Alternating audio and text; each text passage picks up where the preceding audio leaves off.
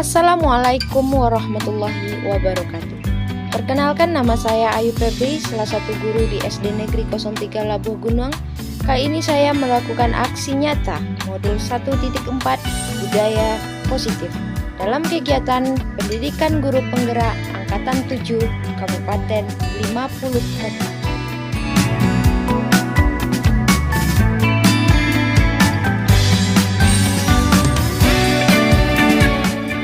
Perkenalkan, beliau adalah wanita hebat. Yang pertama, Ibu Zaitun Pani sebagai fasilitator saya dan Ibu Reni Yuliani sebagai pengajar praktik saya dari Kabupaten 50 Kota.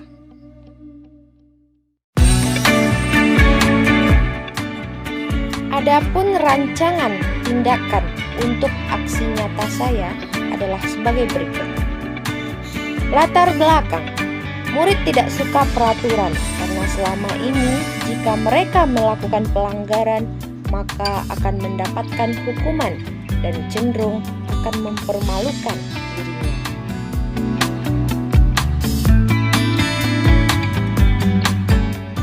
Tujuan aksi nyata saya yang pertama, menciptakan murid yang merdeka dan disiplin diri yang kuat. Yang kedua, menumbuhkan budaya positif di sekolah dengan meyakini nilai kebajikan universal. Adapun yang menjadi tolak ukur, yang pertama terbentuknya keyakinan kelas melalui kegiatan kesepakatan kelas yang dilakukan wali kelas dan siswa. Yang kedua, siswa mampu menerapkan dan menjalankan keyakinan kelas yang telah dibuat. Adapun lini masa tindakan, yang pertama, menghadap kepala sekolah untuk menjelaskan pentingnya penanaman budaya positif dan keyakinan kelas di sekolah. Yang kedua, mengumpulkan rekan guru untuk melakukan diseminasi pemahaman materi budaya positif. Yang ketiga, berkoordinasi dan berkolaborasi dengan wali kelas untuk membuat keyakinan kelas. Yang keempat, memantau, merefleksi, dan mengevaluasi keyakinan kelas yang telah dibuat. Dukungan yang dibutuhkan dalam aksi nyata ini adalah dukungan dari kepala sekolah, rekan guru, serta murid. Sarana dan prasarana untuk menumbuhkan budaya positif di sekolah, serta orang tua dalam melakukan budaya positif di rumah.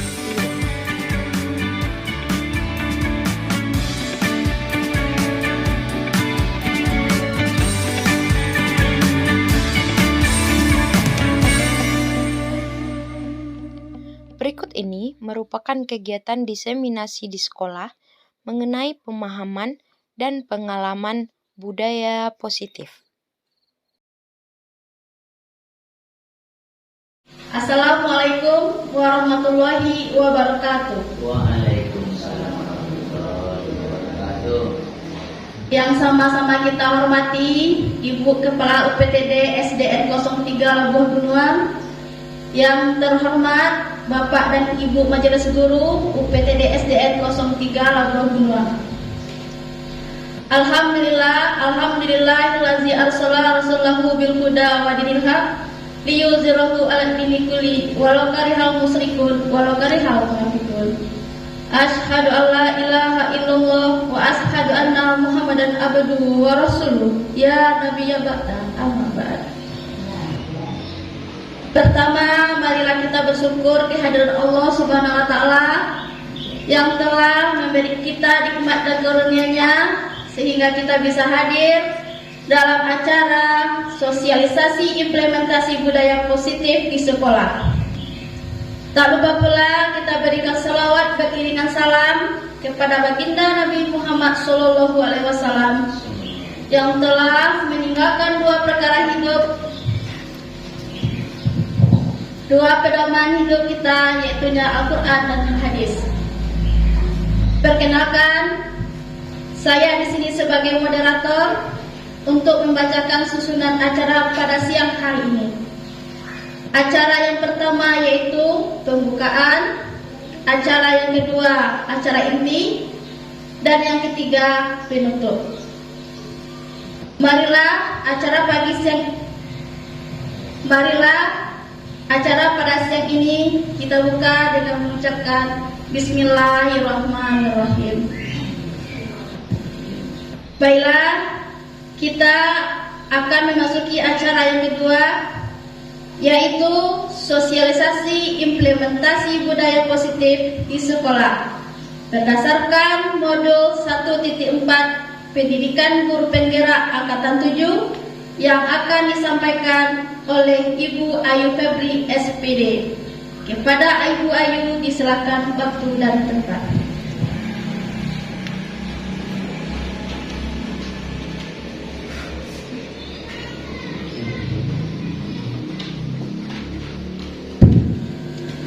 Terima kasih Ibu Moderator atas waktu dan tempat yang telah diberikan kepada saya.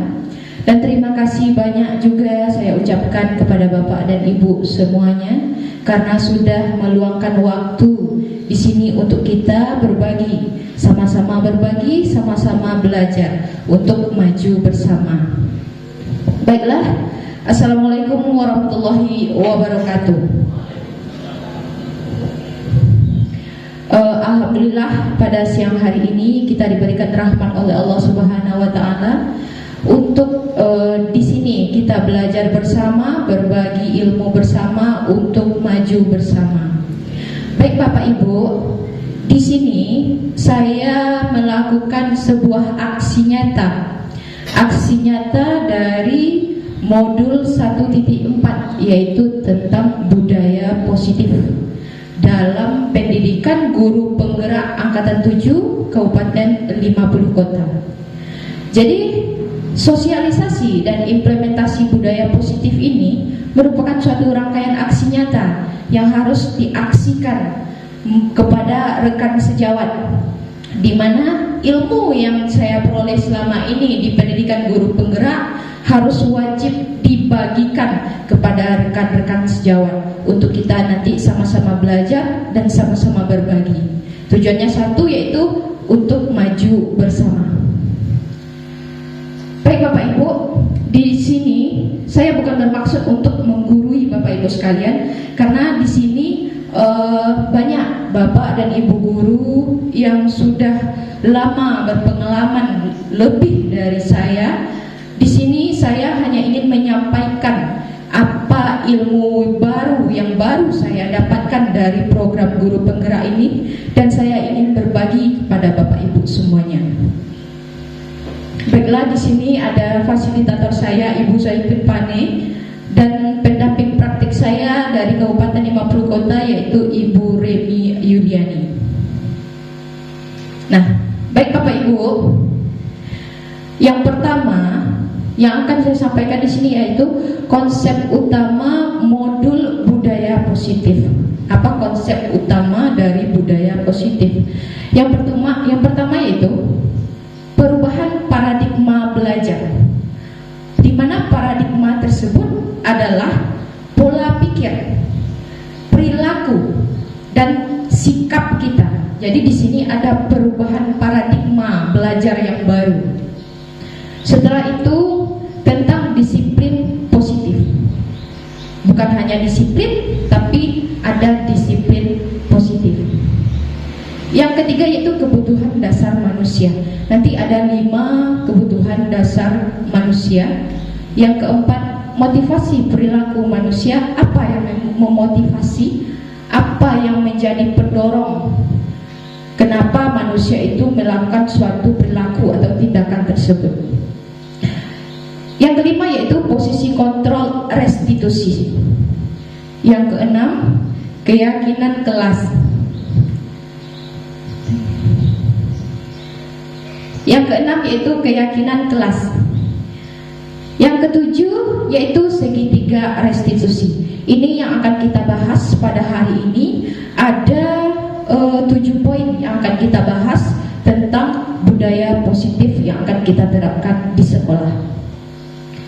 Baik Bapak Ibu sekalian, pembelajaran dengan paradigma baru, di mana tadi paradigma adalah pola pikir, perubahan pola pikir kita, perubahan perilaku ataupun perubahan sikap. Pembelajaran dengan paradigma baru dirancangkan berdasarkan prinsip pembelajaran yang terdiferensiasi sehingga setiap siswa belajar sesuai dengan kebutuhan dari tahap perkembangannya untuk mewujudkan profil pelajar Pancasila. Nah, di sini ada kata diferensiasi. Diferensiasi itu artinya perbedaan. Jadi di dalam suatu pembelajaran, setiap siswa itu terdiferensiasi.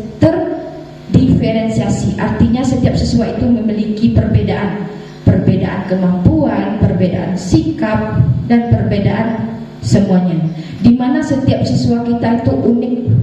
Setiap mereka mempunyai kelebihan masing-masing, setiap mereka juga mempunyai kekurangan masing-masing. Ya. Jadi semua siswa itu tidak sama. Setiap kepala dari siswa kita itu berbeda. Itu maksudnya diferensiasi. Dan tugas kita sebagai guru itu harus memahami perbedaan yang ada pada siswa kita. Kalau si A bagaimana wataknya, kalau si B bagaimana kemampuannya, dan kemampuan untuk mereka menangkap suatu pembelajaran itu berbeda. Jadi kita tidak harus sama, kita tidak harus menyamakan memberikan pembelajaran kepada semua siswa yang ada di kelas. Nah, tujuannya apa? Tujuannya yaitu agar nantinya kita bisa mewujudkan pelajar Pancasila, pelajar yang berprofil Pancasila. Itu adalah tujuan, salah satu tujuan kurikulum mereka. Pertama yaitu beriman, bertakwa kepada Tuhan Yang Maha Esa, dan berakhlak mulia. Kedua, kebinekaan global. Yang ketiga, bergotong royong. Keempat, kreatif. Kelima, bernalar kritis. Keenam, mandiri. Nah, ini adalah 6 profil pelajar Pancasila yang menjadi tujuan utama, visi utama daripada kurikulum merdeka. Baik Bapak Ibu, sebelum kita lanjut ke materi berikutnya, di sini saya akan memperlihatkan ada lagu kebanggaan, lagu nasional, bisa dibilang lagu nasional dari profil pelajar Pancasila tadi.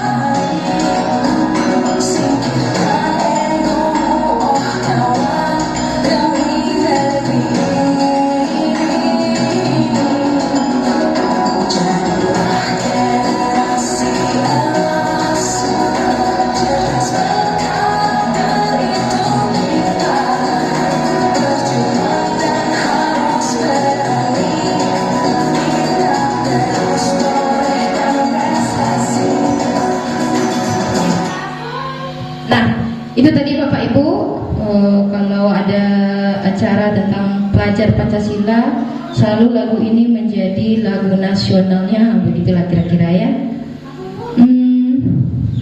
Baik, Bapak Ibu, kita lanjut ke dalam materi berikutnya. Nah, di sini kita akan membahas tentang yaitu disiplin positif. Sebentar. Nah, ini disiplin positif. Nah, menurut Bapak Ibu, disiplin itu apa? Yang terbayang kalau kita mendengar kata disiplin, yang terbayang bagi kita apa? Peraturan, iya kan? Peraturan. Nah, seringkali kita disiplin itu adalah peraturan. Nah, dalam budaya kita, makna kata disiplin dimaknai menjadi sesuatu yang dilakukan seseorang pada orang lain untuk mendapatkan kepatuhan. Kita cenderung menghubungkan kata disiplin dengan ketidaknyamanan. Nah, jadi kita membuat suatu peraturan di mana peraturan tersebut kita ingin seseorang itu patuh terhadap peraturan yang kita buat. Benar begitu Bapak Ibu? Iya. Nah, di sini disiplin dalam peraturan tersebut akan melahirkan ketidaknyamanan bagi yang melakukan peraturan. Nah, di sini kita sebagai pendidik, tujuan kita adalah menciptakan anak-anak yang memiliki disiplin diri sehingga mereka bisa berperilaku dengan mengacu pada nilai-nilai kebajikan universal dan memiliki motivasi intrinsik bukan ekstrinsik. Nah, jadi siswa itu harus memiliki motivasi dari dalam dirinya sendiri. Selama ini mereka diatur oleh seseorang, yaitu sekolah, peraturan sekolah kita sebagai guru. Nah, kita maunya murid itu mengatur dirinya sendiri. Nah, di sini lagi kita harus menerapkan agar mereka itu mengatur dirinya sendiri. Kalau mereka sudah mengatur dirinya sendiri, berarti tidak dibutuhkan lagi kita untuk mengatur. Nah, baik Bapak Ibu, disiplin positif merupakan salah satu cara penerapan disiplin yang bertujuan untuk menumbuhkan kesadaran serta memberdayakan anak untuk melakukan sesuatu tanpa sogokan, ancaman maupun hukuman. Nah, ternyata sogokan berupa sebuah penghargaan juga merupakan bukan disiplin positif juga Bapak Ibu ternyata. Nah, mari kita lihat. Kebutuhan dasar manusia. Pada dasarnya manusia memiliki 5 kebutuhan. Yang pertama yaitu kebutuhan untuk bertahan hidup. Ini berhubungan dengan sandang, papan, pangan. Pakaian kita, apa yang kita makan, tempat kita tinggal untuk hidup. Itu adalah kebutuhan untuk bertahan hidup. Yang kedua, kebutuhan kasih sayang dan rasa diterima. Setiap manusia, juga termasuk siswa kita, juga butuh kasih sayang dan rasa diterima di lingkungan. Yang ketiga yaitu penguasaan. Siswa butuh sesuatu penguasaan. Terkadang di siswa di kelas kita itu ada yang caper ya Bapak Ibu, caper, cari perhatian. Kalau Jawa MPO ya. Nah, jadi kebutuhan dasar tentang penguasaan mereka itu belum terpenuhi, makanya mereka berbuat tindakan demikian. Yang keempat, kebebasan. Kebutuhan akan bebas, merdeka, tidak diikat oleh sebuah peraturan. Siap itu kesenangan. Nah, kesenangan ini memang kebutuhan dasar kita sebagai manusia, termasuk juga siswa kita. Nah, kebutuhan dasar manusia ini, jika salah satu saja kebutuhan tidak terpenuhi, mereka akan mencari. Bagaimana mereka cara mencarinya? Dengan melakukan penyimpangan tindakan tadi. Kenapa siswa ini melakukan tindakan penyimpangan tidak sesuai aturan? Karena ada salah satu mungkin dari 5 kebutuhan dasar mereka yang belum terpenuhi. Nah, di sana kita cari, kita identifikasi apa kebutuhan dasar mereka yang belum terpenuhi. Nah, silakan tentang motivasi perilaku manusia. Motivasi merupakan dorongan yang timbul pada diri seseorang secara sadar atau tidak sadar untuk melakukan suatu tindakan dengan tujuan tertentu. Nah, apa yang memotivasi perilaku manusia? Yang pertama, menghindari ketidaknyamanan dan hukuman. murid melakukan disiplin diri karena ia takut dihukum. Ini merupakan motivasi ekstrinsik. Jadi mereka melakukan suatu kepatuhan bukan dari dirinya sendiri, tapi nanti beko di suwalo proselesi di ibu, beko di suwalo piket seminggu di ibu. Berdasarkan itu dia melakukan suatu nilai-nilai kebajikan universal, bukan kesadaran dari dalam dirinya. Yang kedua yaitu mendapatkan imbalan atau penghargaan dari orang lain. Nah, ini juga yang memotivasi perilaku siswa kita. Kalau nomor 1 beko, wah dapat hadiah, wah dapat kado. Jadi yang diharapkannya kado tadi, hadiah tadi yang diharapkannya, bukan kesadaran dari dalam diri bahwa kita itu emang harus rajin belajar. Karena kenapa kita harus rajin belajar? Karena nanti kita sukses. Kesuksesan itu untuk diri kita sendiri. Nah, itu yang belum tersadarkan kepada siswa-siswa kita. Jadi mereka ingin penghargaan, ingin hadiah. Nah, murid melakukan disiplin ini karena ia ingin mendapatkan imbalan. Ini juga merupakan motivasi ekstrinsik yang berasal dari luar. Nah, sekarang menghargai nilai-nilai kebajikan diri sendiri. Murid melakukan disiplin diri karena ia sadar akan kebajikan dirinya. Ini merupakan motivasi intrinsik. Nah, ini yang kita harapkan pada disiplin positif.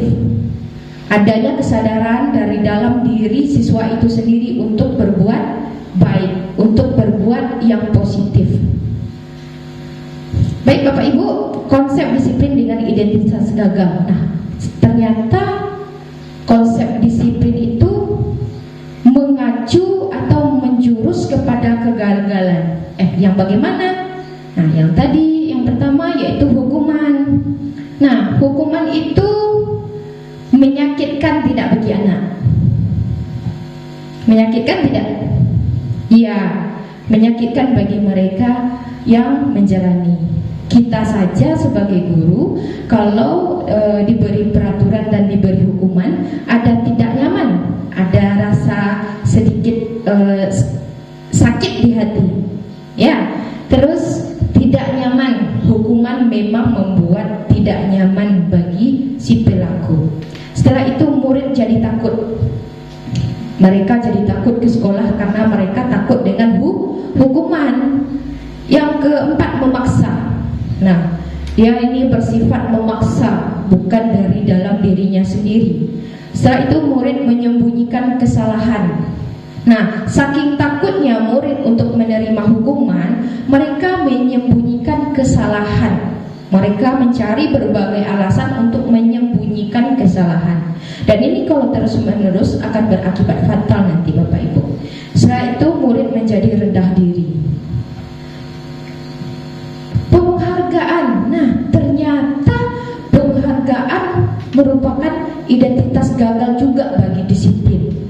Nah, penghargaan juga ada efek negatif dan efek positifnya ternyata. Yang pertama, tidak efektif. Ya, penghargaan untuk mendisiplinkan siswa itu bukan efektif, bukan cara yang efektif. Yang kedua yaitu merusak hubungan iri. Nah, misalkan kita memberikan penghargaan kepada siswa A, itu akan menyebabkan keiri dengkian kepada temannya yang lain. Setelah itu mematikan kreativitas. Nah, misalkan begini. Nah, saya berbuat demikian saja sudah diberi penghargaan. Ngapain lagi saya berbuat lebih? Kata siswanya kan. Nah, jadi mereka tidak ingin mengembangkan kreativitasnya. Siap itu menghukum dengan sistem ranking. Dan ternyata kurikulum sekarang itu juga tidak memberikan perankingan, karena itu sebuah hukuman kalau sistem ranking. Membuat begini ya Bapak Ibu, setiap siswa kita itu mempunyai bakat dan minat masing-masing. Misalkan si A bakat di olahraga, dia berprestasi di olahraga. Si B berprestasi dalam kesenian, selalu mendapat juara di dalam kesenian. Ternyata di sekolah mereka diberi ranking.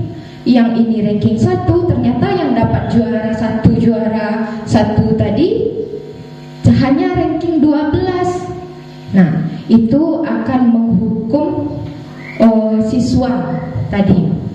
Jadi siswa itu tidak ada yang nomor 1, tidak ada yang nomor 2.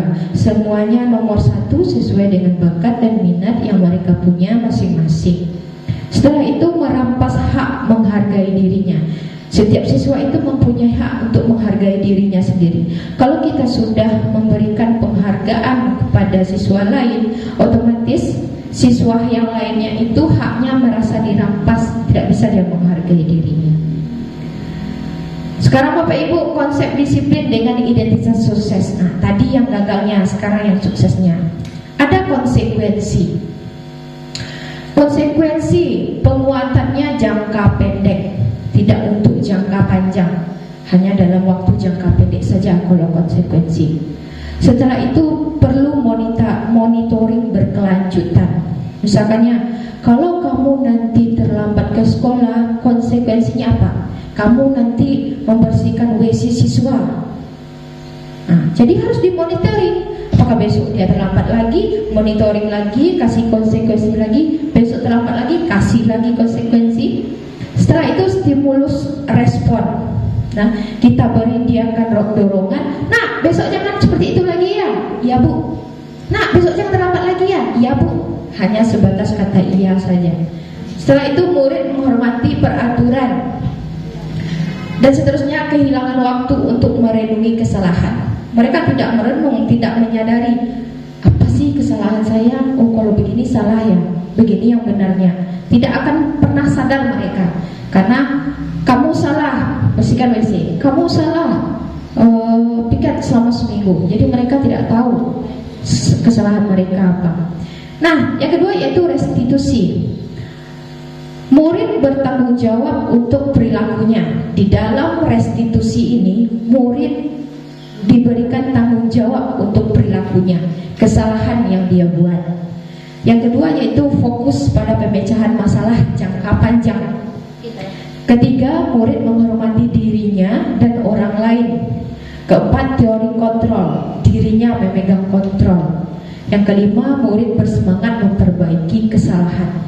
Jadi restitusi ini maksudnya itu apa namanya? Kalau dihukum apa namanya Pak Ibu? Restitusi ini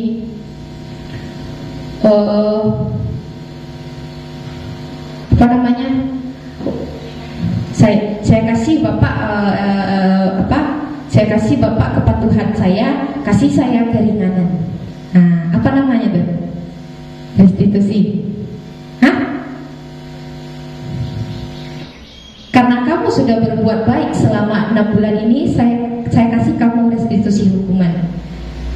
Apa namanya tuh?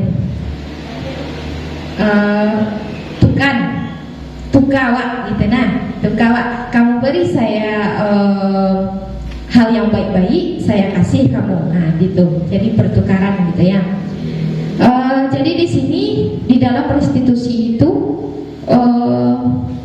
siswa tersebut yang memegang kontrol dirinya sendiri. Jadi tidak ada orang yang berhak untuk mengaturnya, dia yang mengatur dirinya sendiri. Dengan cara apa tadi? Yaitu dengan cara yang disiplin yang berasal dari intrinsik tadi, kesadaran dari hatinya masing-masing untuk berbuat baik. Nah, konsep disiplin pendekatan restitusi, sebuah cara menanamkan disiplin positif kepada murid. Apa itu restitusi? Restitusi adalah proses menciptakan kondisi bagi murid untuk memperbaiki kesalahan mereka, sehingga mereka bisa kembali pada kelompok mereka dengan karakter yang lebih kuat. Ciri-ciri restitusi bukan menebus kesalahan, tapi belajar dari kesalahan. Setelah itu memperbaiki hubungan, tawaran bukan paksaan, menuntun untuk melihat ke dalam diri, mencari kebutuhan dasar yang mendasari tindakan, fokus pada karakter bukan tindakan, menguatkan dan fokus pada solusi. Jadi restitusi ini nanti ada segitiga restitusi, bagaimana cara kita menerapkan disiplin positif kepada siswa. Nah, kita lihat perbedaan antara hukuman, konsekuensi, dan restitusi. Ada sebuah contoh kasus, siswa sering tidak mengerjakan PR. Kalau kita melihat dari hukuman, itu kalau siswa tidak mengerjakan PR, guru siswa tersebut hormat bendera 10 menit. Guru marah dan murid menjadi takut. Kalau kita menerapkan konsekuensi, guru memberikan konsekuensi untuk mengerjakan PR saat jam istirahat atau dikerjakan 3 kali lipat. Terus guru tegas dan siswa mematuhi peraturan. Kalau kita lihat terapkan restitusi, itu nanti guru menanyakan keyakinan kelas yang telah dibuat, yang mereka buat sebelumnya, dan membantu siswa menyelesaikan masalahnya. Guru terbuka dan siswa menghormati dirinya dan orang lain. Nah, kita sebagai pendidik, kita sebagai guru mempunyai 5 posisi kontrol restitusi. Yang pertama yaitu penghukum. Kita sebagai penghukum.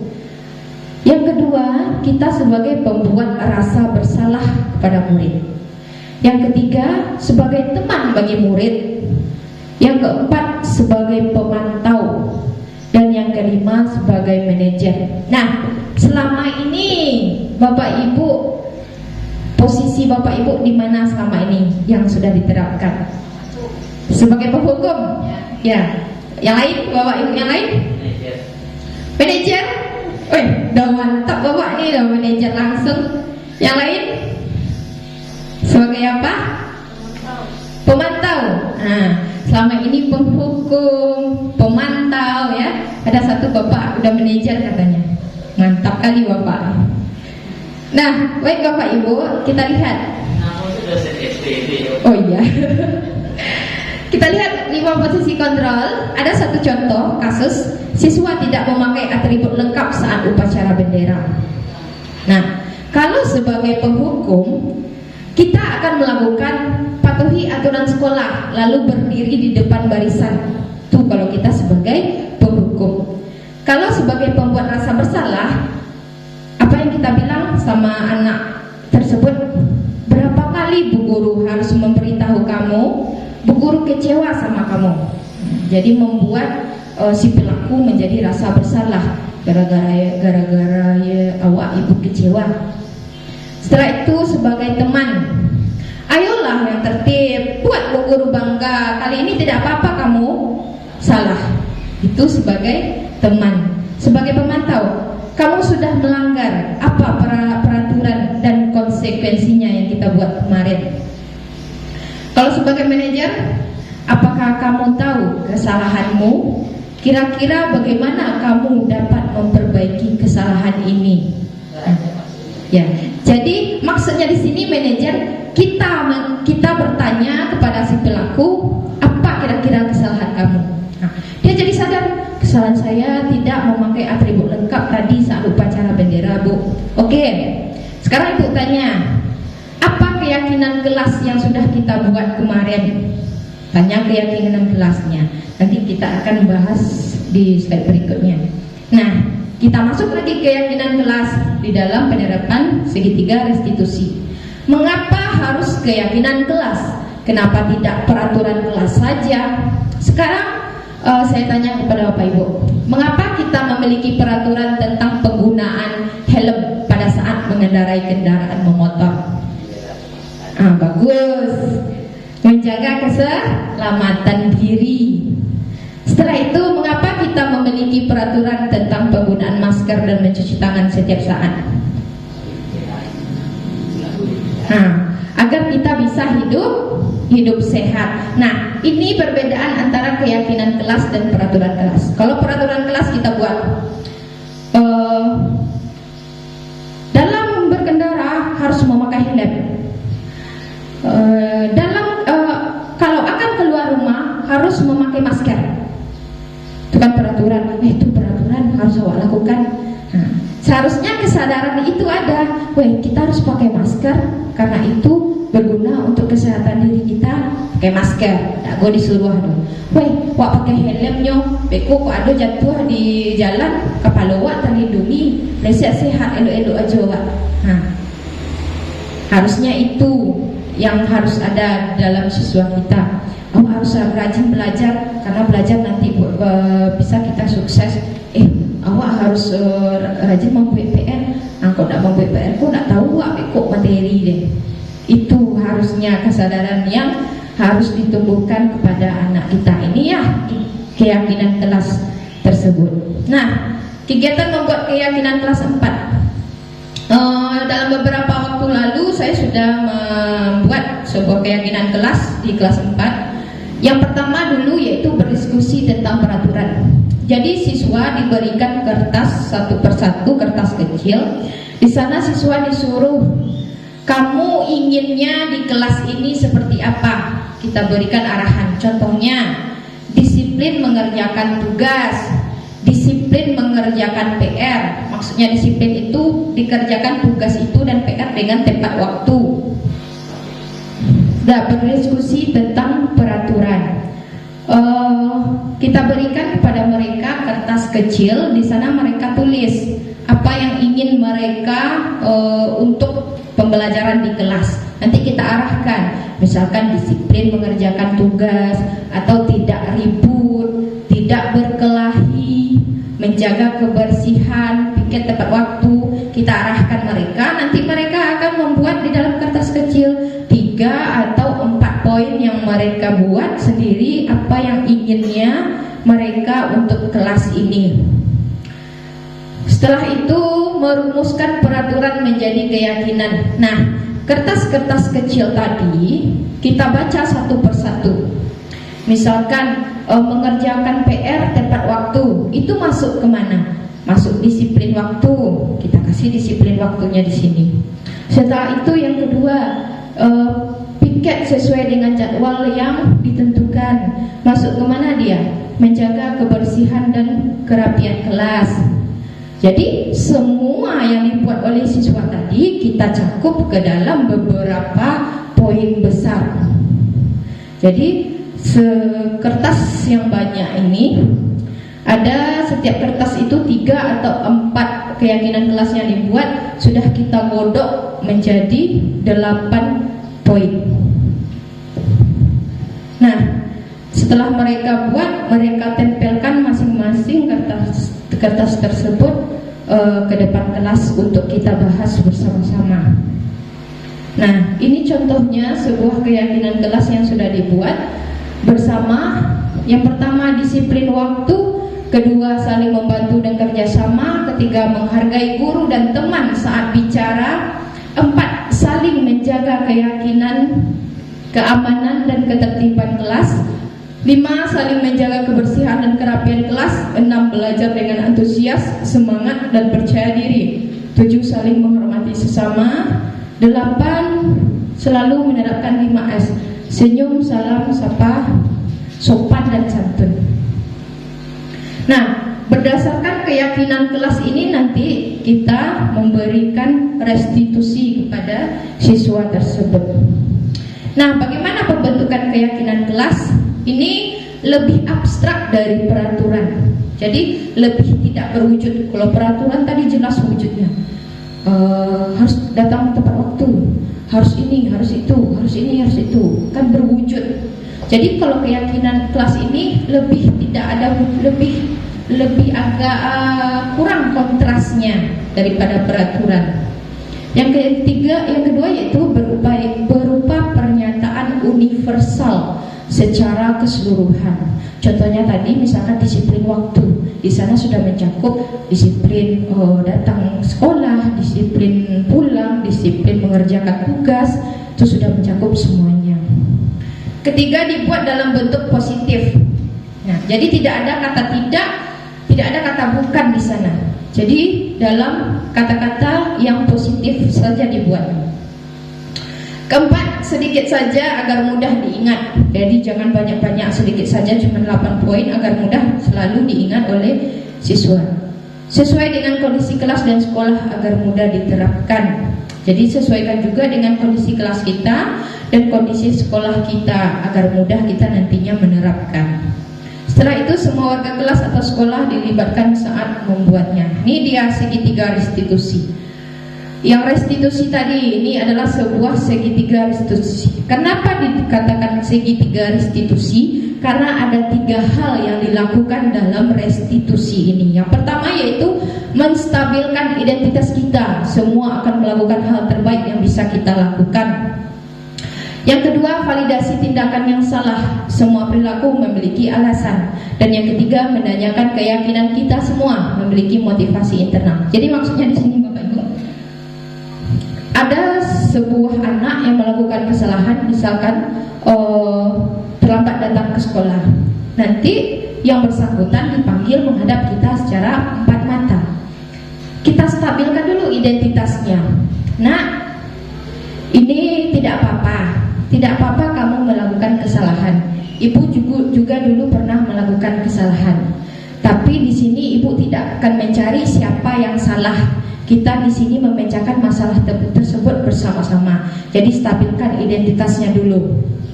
Jangan langsung dia dihukum dan dijudge yang tidak baik. Setelah itu validasi tindakan yang salah. Semua perilaku memiliki alasan. Tanya alasannya. Kenapa tadi terlambat ke sekolah? Apa Bu? Terlambat bangun. Kenapa terlambat bangun? Alarmnya tidak bunyi Bu. Baru nanti kita menanyakan keyakinan kelas yang sudah kita buat.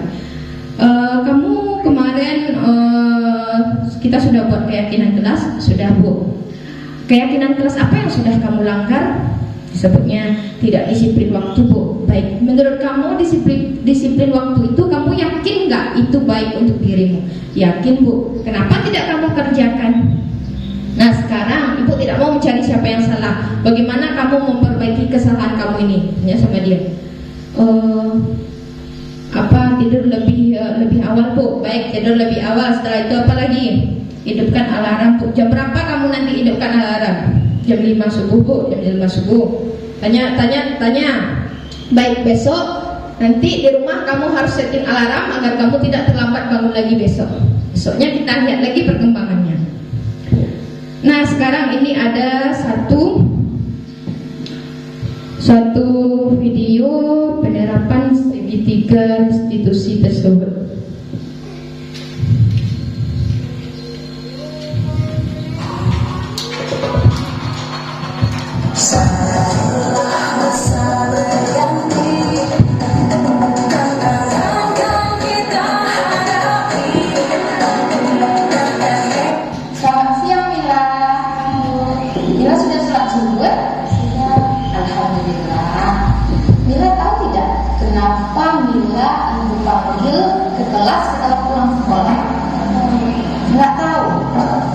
Ya, Mila tadi saat ulangan waktu di kelas, ibu melihat Mila tadi melihat jawaban teman di sebelahnya, si Zahira, atau mencontek. Betul atau tidak Mila? Betul. Nah sekarang ibu mau tanya, mencontek itu perbuatan baik atau tidak baik? Nah, iya tidak baik. Oke, setiap manusia nak pasti pernah berbuat salah. Termasuk ibu juga pernah berbuat salah, Mila pun juga pernah dengan mencontek tadi. Itu pun termasuk kesalahan. Tapi ibu di sini tidak mau mencari siapa yang bersalah. Tapi ibu mau membantu untuk mencari solusi agar Mila tidak mencontek lagi. Nah, Mila pasti punya alasan kenapa mencontek. Coba ceritakan pada ibu, kenapa Mila melakukan mencontek ulangan temannya tadi? Semalam tidak belajar, Bu. Semalam tidak belajar. Kenapa Mila semalam tidak belajar? Ketiduran atau bermain? Bermain ya. Nah, jadi Mila semalam tidak belajar karena bermain, sehingga Mila tidak mampu untuk mengerjakan ulangannya dan memutuskan untuk mencontek pada temannya. Begitu ya? Iya. Nah, Mila masih ingat tidak nak keyakinan kelas yang kita buat dulu? Ingat. Kira-kira apa keyakinan kelas yang pernah kita buat dulu? Jujur dalam bertindak. Iya, jujur dalam bertindak. Mila yakin tidak nak kalau sikap jujur itu diperlukan dalam kehidupan kita? Yakin? Iya. Sikap jujur itu baik tidak bagi kita? Iya baik. Nah, kalau Mila sudah yakin, kira-kira apa yang harus Mila lakukan untuk tidak mencontek lagi? Iya, yang pertama itu belajar dengan sungguh-sungguh. Yang kedua, iya, mengerjakan semuanya. Terus yang ketiga apa? Iya, berdoa kepada Allah. Nah, jadi Mila sudah tahu kan apa yang harus Mila lakukan agar tidak mencontek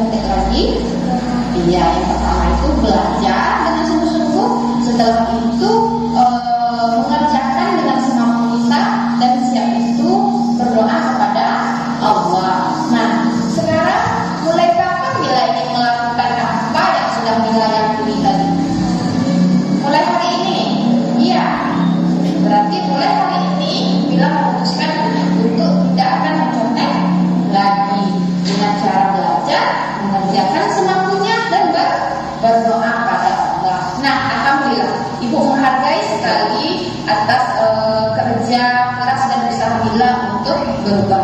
Mulai hari ini Mila berjanji Mila akan berubah untuk tidak mencontek lagi, dengan belajar, mengerjakan semampunya dan berdoa pada Allah. Ya, baik.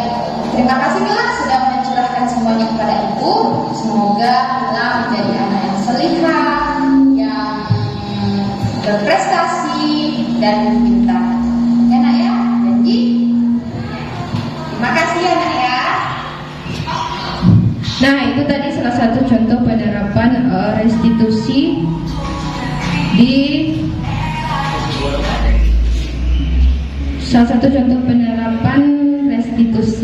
sekolah. Bagaimana Bapak Ibu? Bagus. Kira-kira bisa nggak diterapkan? Insya Allah ya, usaha.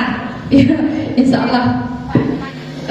Dah baik, itu tadi ya Bapak Ibu tentang penerapan budaya positif di sekolah. Nah, ini ada dari Standar Nasional Pendidikan. Dalam penerapan program disiplin positif, hendaknya guru memiliki itu dia, udah mati deh. Hendaknya Bapak Ibu, demikianlah sosialisasi pemaparan materi tentang budaya positif dari saya hari ini. Kalau ada pertanyaan dari Bapak dan Ibu sekalian, disilahkan.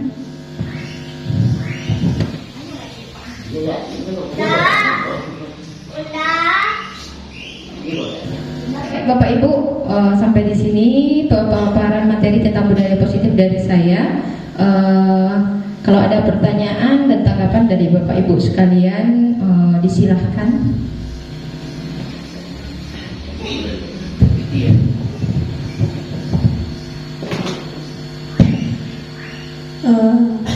Terima kasih Bu Ayu. Assalamualaikum warahmatullahi wabarakatuh. Waalaikumsalam warahmatullahi wabarakatuh. Ya, setelah Ibu Ayu tadi menerangkan implementasi budaya positif di sekolah ini, saya memiliki pertanyaan.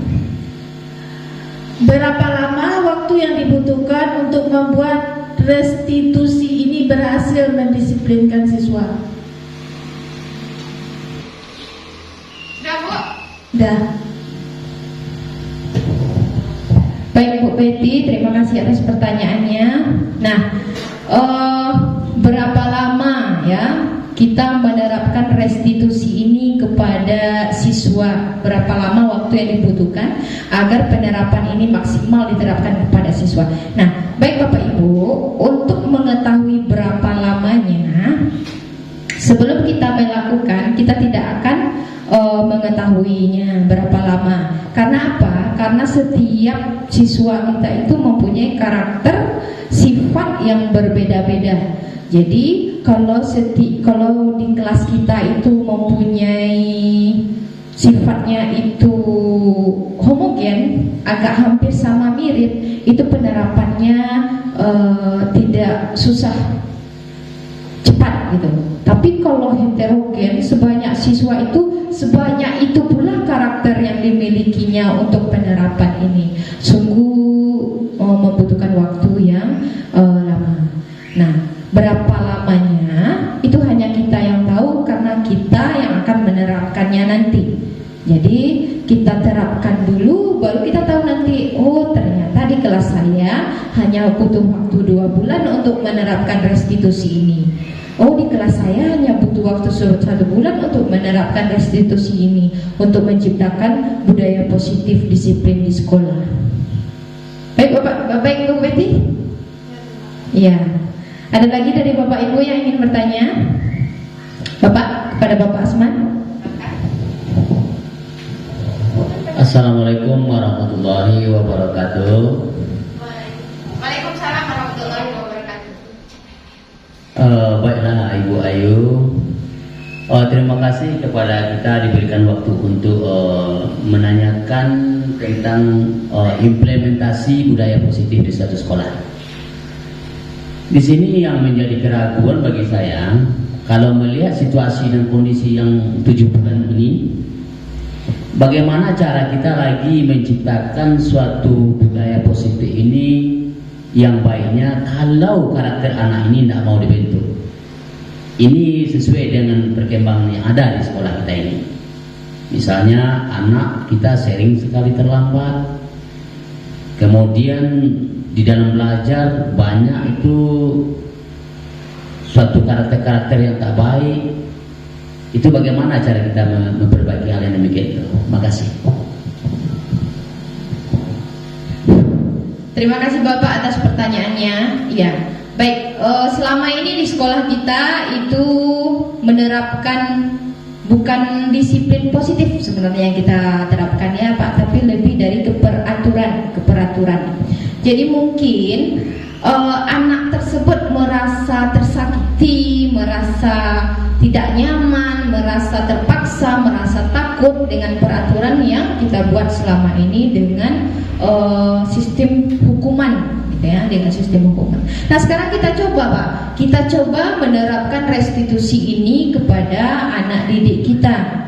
Tahap pertama yang kita lakukan apa?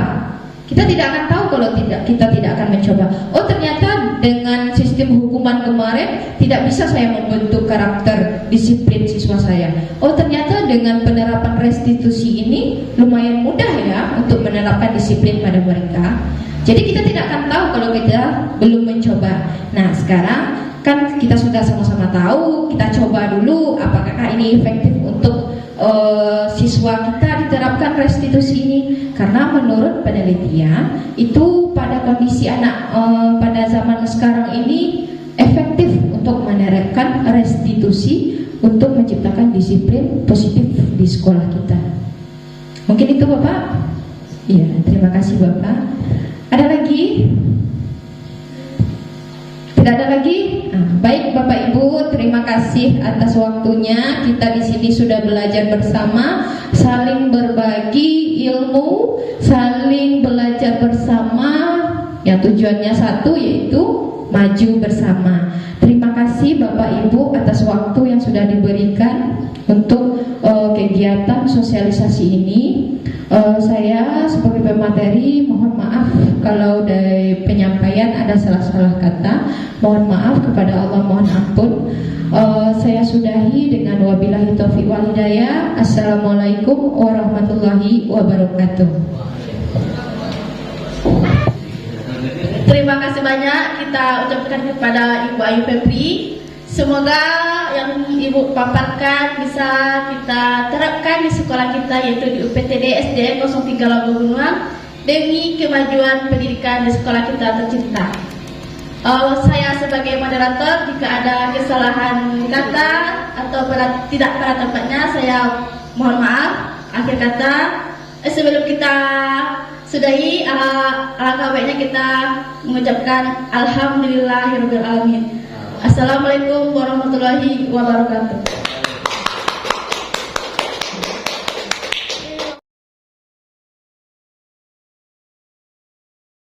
Assalamualaikum warahmatullahi wabarakatuh.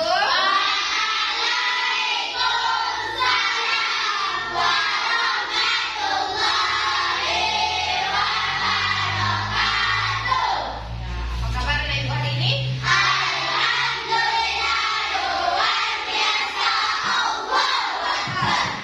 Baik, kegiatan kita pada sesi kali ini yaitu membuat sebuah keyakinan kelas. Apa?